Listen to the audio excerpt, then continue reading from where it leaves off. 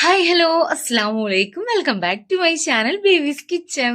അപ്പൊ ഇന്ന് ഞാൻ വന്നിട്ടുള്ളത് അടിപൊളി ഒരു പാൽപ്പത്തിരിയുടെ റെസിപ്പിയുമായിട്ടാണ്.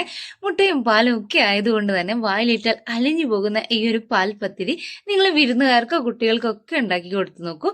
അവർക്കൊക്കെ വളരെ ഇഷ്ടപ്പെടും കേട്ടോ.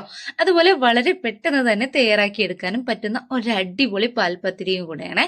അപ്പം വീഡിയോ ഇഷ്ടപ്പെട്ടാൽ പ്ലീസ് ലൈക്കും സബ്സ്ക്രൈബും ചെയ്ത് ഒന്ന് സപ്പോർട്ട് ചെയ്തേക്കണേ. അപ്പൊ നമുക്കിത് തയ്യാറാക്കുന്നതൊന്ന് കാണാം.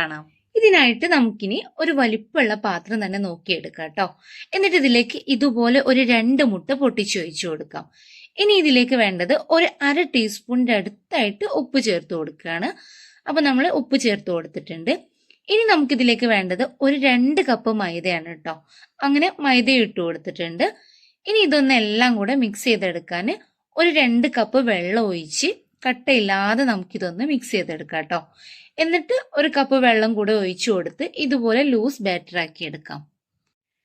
ഇനി നിങ്ങൾക്ക് വേണമെങ്കിൽ 3 കപ്പ് വെള്ളം ഒരുമിച്ച് ഒഴിച്ചു കൊടുത്തിട്ട് ഒരു മിക്സിയുടെ ജാറിലേക്ക് ഒഴിച്ചുകൊണ്ട് നന്നായിട്ടൊന്ന് അടിച്ചെടുത്തും ഒരു ബൗളിലേക്ക് ഒഴിച്ചു കൊടുക്കാം കേട്ടോ.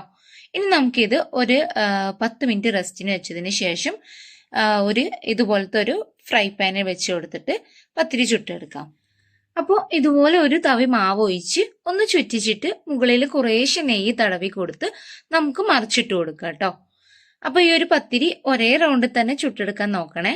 അങ്ങനെ ഈ ഒരു മാവില് 12 എണ്ണം ഞാൻ ചുട്ടെടുത്തിട്ടുണ്ടായിരുന്നേ. ഇനി നമുക്ക് കുറച്ച് നെയ്യ് ഒഴിച്ച് കാഷ്യൂ നട്ട്സും മുന്തിരിയും വറുത്ത് കോരി മാറ്റാം. ഇനി വീണ്ടും നമുക്ക് ഒരു ബൗൾ എടുത്ത് അതിലേക്ക് ഇതുപോലെ ഒരു 4 മുട്ട പൊട്ടിച്ചൊഴിക്കാം. അതിലേക്ക് ഇനി ഒരു 2.5 കപ്പ് പാൽ ഒഴിച്ചു കൊടുക്കാം. തണുപ്പില്ലാത്ത നോർമൽ പാൽ ഒഴിച്ചു കൊടുക്കണം കേട്ടോ. ഇനി ഇതിലേക്ക് ഒരു 1/4 കപ്പ് പഞ്ചസാര ചേർത്ത് കൊടുക്കാം. കൂടുതൽ മധുരം വേണമെന്നുള്ളവർക്ക് 1 കപ്പ് വരെ ചേർത്ത് കൊടുക്കാം കേട്ടോ. മധുരമൊക്കെ ഒന്ന് ബാലൻസ് ആവാൻ വേണ്ടിയിട്ട് നമുക്കൊരു പിഞ്ച് ഉപ്പും കൂടെ ചേർത്ത് കൊടുക്കാം. ഇനി കുറച്ച് ഏലക്ക പൊടിച്ചതും ഇട്ട് കൊടുക്കാം. ഇനി ഒരു പിടി ക്യാരറ്റ് ചിരകിയതും കൂടെ ഇതിലേക്ക് ഇട്ട് കൊടുത്ത് നമുക്കിതെല്ലാം കൂടെ നന്നായിട്ട് മിക്സ് ചെയ്തെടുക്കാം. അപ്പം ഈ ഒരു മിക്സ് ഇവിടെ റെഡി ആയിട്ടുണ്ട്. നമ്മുടെ പത്തിരിയും എടുത്തു വെച്ചിട്ടുണ്ട്. ഇനി നമുക്ക് വേണ്ടത് ഒരു റൗണ്ട് ഷേപ്പിലുള്ള ഒരു കേക്ക് ടിന്നോ അതുപോലെയുള്ള വേറെ ഏതെങ്കിലും ഒരു പാത്രം എടുക്കാം കേട്ടോ. ഞാനിവിടെ ഇതുപോലത്തെ ഒരു ചെറിയ പാത്രമാണ് എടുത്തിട്ടുള്ളത്. പാത്രമൊക്കെ നിങ്ങൾ നോക്കിയിട്ട് തന്നെ എടുത്തോളൂ. ഇനി നമുക്കിതൊന്ന് ലെയർ ആയിട്ട് സെറ്റ് ചെയ്തെടുക്കാം. അതിനായിട്ട് ഈ ഒരു ബാറ്ററിൽ നിന്ന് ഒരു തവി മിക്സ് എടുത്ത് ഈ ഒരു പാത്രത്തിലേക്ക് ഇതുപോലെ ഒഴിക്കാം. എന്നിട്ട് ഇതിന്റെ മുകളിലായിട്ട് ഇതുപോലെ പത്തിരി വെച്ച് കൊടുക്കാം.